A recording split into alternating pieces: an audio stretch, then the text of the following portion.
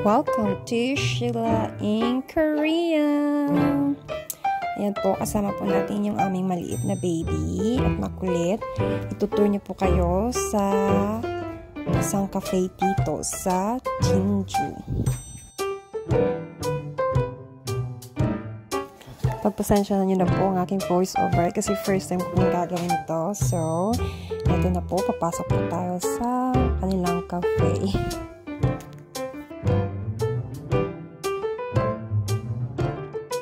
Kalimutan ko po yung name ng cafe, so wag nyo na punitan kung ano po yung name. Yung alam ko lang po is Coding Haro. Ayun po pala, Coding Haro Cafe ata tawag dito. So anyway, masarap po yung coffee nila dito at yung bread nila. Dati po itong lumang elementary school dito sa Jeonju. And nirenovate, ginawang cafe. Sa labas po napakalawak ng kanilang playground. Itutur din po kayo namin mamaya. First, open mo na siya. Itatry niyo yung chair. If, ano po ba? If matibay. Ayan. You wanna eat? Naguguto na daw po siya. Gusto niya kumain. Shiwo, Pero hindi din alam ko nung kakain. Shiwo, look at mommy. Ting, what do you wanna eat?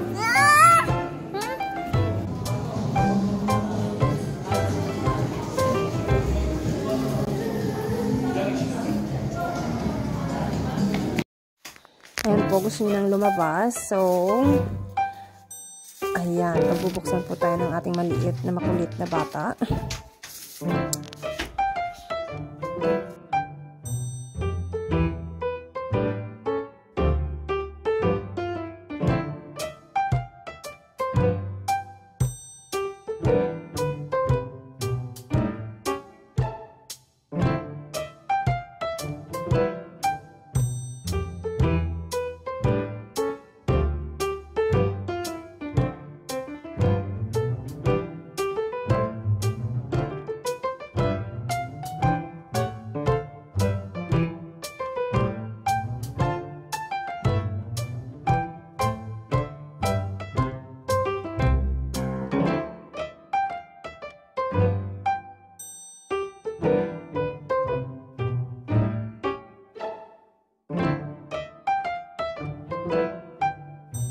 Ayan na po, nakababa na po siya sa wakas. Ito yung kanilang playground. Ayan, napakalawak po. Pwede po kayo maglaro dito ng badminton, pero bawal po maglaro ng bola.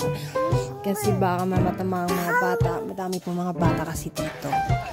So anyway, habang nagpo-voice over po ako, andito po kasama ko yung maliit kong anak. Mommy's na makulit din. Ayan.